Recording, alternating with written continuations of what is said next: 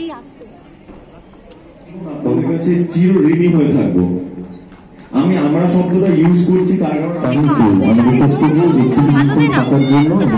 আমি খুব ভালো আছি, খুব ভালো আছি। আজকে একটা স্পেশাল দিন, সেখানে এরকম একটা জায়গায় এসে রূপমদার ইনভিটেশন পেয়ে এখানে এসে আমি খুবই আপ্লুত এবং খুবই খুশি। আর একটু আগে দেখছিলাম যে দর্শকরা পুরো ঘিরে ফেলেছে, কতটা মানে ভালো লাগে এই জিনিসটা, এই ফিলিংসটা? হয়তো আগের জন্মে কোনো ভালো কাজ করেছি, তার ফল এই জন্মে আসছে। দর্শকের ভালোবাসার যে পাওয়ার, মানে কি বলবো, আমরা অনেক ঋণী মানে ওনাদের কাছে আর কি। তো সেটা হয়তো কখনো শোধ করা পসিবল নয়, ওনাদের যে ভালোবাসা। তো কাজ দিয়ে কিছুটা পে ব্যাক করার চেষ্টা করবো আর কি। আর আজকে তো মাদার্স ডে, তো তোমার কি মনে হয় তোমার মাকে দেওয়া সবথেকে স্পেশাল অ্যাওয়ার্ডটা? আমার মাকে দেওয়া স্পেশাল অ্যাওয়ার্ড আমি যেদিনকে হয়েছিলাম, মানে আমি এটা মানে বলতে পারি, জোর গলায় বলতে পারি। আর প্যাশন, আজকে প্যাশন শো ছিল, তোমার পার্সোনাল লাইফে সবথেকে কমফোর্টেবল ফ্যাশন তোমার জন্য? ফ্যাশন, দেখো ফ্যাশনের ব্যাপারে আমার সত্যি কথা বলতে কি, মানে আমার ধরো একটা এমন জামা পছন্দ হলো, কিনতে গেলাম, আর একটা তার সাথে প্যান্ট কিনলাম। এরকম হচ্ছে কি, ওই যখন জামা আর প্যান্টটা একসাথে পরলাম তখন দেখলাম দুটোর মধ্যে সামঞ্জস্যতা কম। তখন আমার বোন আমায় হেল্প করে। ইভেন আমি যখন কোথাও কিছু পরে যাই, আমার বোনই আমায় সাজেস্ট করে দেয়, তুই এটার সাথে এটা পর, এই জুয়েলারি বা এই তোর যা যা আছে, এই বেল্টটা পর, এই জুতোটা পর, এই জামাটা পর। তো আমার যদি কোনো ডিজাইনার হয়ে থাকে কেউ, সেটা আমার বোন।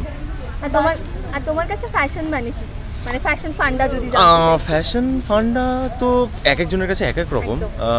অনেকের কাছে আছে যেরকম ফ্যাশন মানে যেটা হচ্ছে ট্রেন্ডি ফ্যাশন, মানে অনেক সময় সবার আগে অনেকের কাছে আছে যে আগে কমফোর্টেবল, ওই ব্যাপারটা আগে আসতে হবে। তো আমার কাছে ওইরকম যেটা সামঞ্জস্যতা বজায় রাখবে, ব্যালেন্স করতে লাগবে। আমি যা খুশি পড়তে পারি, ঠিক আছে, যা খুশি পড়তে পারি, বাট আমি কতটা কনফিডেন্ট ওটা পরে, ওটা ইম্পর্টেন্ট। তো ওটাই ফ্যাশন। আর ডেফিনেটলি কমফোর্টেবল তো লাগতেই হবে আমাকে।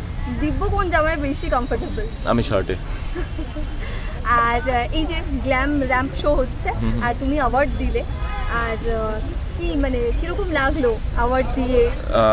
আমি জানি না আমার যোগ্যতা আছে কিনা, বাট আমি এসব ফ্যাশনের কিছুই বুঝি না। ইভেন যখন স্টিল শ্যুট হয় তখন আমি বিভিন্ন নেট ফেট সার্চ করি যে কীভাবে ফটো তোলে, কীভাবে দাঁড়ায়। ইভেন আমি অনেককে ফোন করেও জিজ্ঞেস করি কী পোজ দেওয়ার আছে বা কীরকম। আমি খুব কাঁচা, স্টিল র্যাম্প ওয়াক যেটা সত্যি সেটা সত্যি, আমি এগুলো জানি না, মানে আমি সত্যিই জানি না।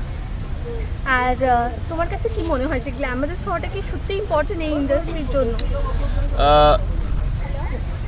কোথাও হয়তো কথাটা গিয়ে ঠিক, বাট হ্যাঁ, গ্ল্যামারটা অনেক সময় টানে, মানে ডেফিনেটলি আমরা যতই যাই বলি, দিনের শেষে গ্ল্যামারটা অনেকটাই টানে। এবার হ্যাঁ, গ্ল্যামার মানে এটা নয় যে কালো মানে তার গ্ল্যামার নেই, অথবা বেটে মানে তার গ্ল্যামার নেই, বা যে খুব সাদা ফর্সা তাকে হেভি সুন্দর দেখতে, যে কালো সে সুন্দর নয়, সেটা ভুল কনসেপ্ট। গ্ল্যামার জিনিসটা আলাদা। গ্ল্যামার জিনিসটা আমার মনে হয়, গ্ল্যামার জিনিসটা একটা অরা, একটা ডিসিপ্লিন, একটা মেনটেনেন্স, যেটা তোমাকে দেখে আসবে, ওই অরাটা কাজ করবে। আর কালো ফর্সার যদি ওরকম হয় তাহলে তো কৃষ্ণ কালো, রাম কালো, কালী কালো, তো তাদের দেখে আমরা তো আকৃষ্ট হই কেন? আমাদের প্রবলেমটা অন্য জায়গায়। একদম। আজকে মাদার্স ডে, তো মায়ের জন্য কিছু স্পেশাল করা হয়েছে? মায়ের জন্য স্পেশাল করা হয়েছে বলতে, কাউকে কিছু গিফট দিলে বলতে নেই, আমিও মাকে কিছু দেওয়ার চেষ্টা করেছি, খুবই সামান্য। তো আমি ওটা বলছি না আমি কী দিয়েছি।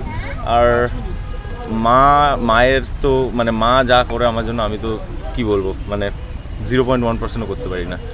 তো মায়ের সাথে টাইম কাটিয়েছি আজকে সারাদিন। Thank you so much. Thank you so much.